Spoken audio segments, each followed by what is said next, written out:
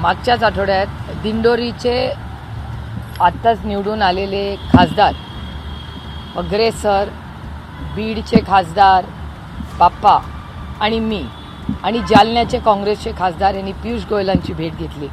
पियुष गोयलांशी आम्ही दूध, साखर आणि कांदा याची काय नक्की निर्यातीची आयातीची काय पॉलिसी सरकारमध्ये आणि त्याची म्हणजे सातत्याने होणारे बदल आणि त्याच्यामुळे जगामध्येही भारताचं नाव खराब होतं आहे आणि इथे शेतकरी अडचणीत येत आहेत. त्याच्यामुळे हे खूप पॉलिसी लेवल फक्त जुमलेबाजी किंवा ब्रेकिंग न्यूज नसते हो, याच्या मागे खूप मोठं काम असतं, जबाबदारी असतात आणि एखाद्या निर्णयाचा जो इम्पॅक्ट असतो तो काय एक दिवसाचा नसतो, तो काय न्यूज आयटम नाही आहे. त्याचे परिणाम खूप दिवस, महिने, वर्ष लोकांवर होत असतात.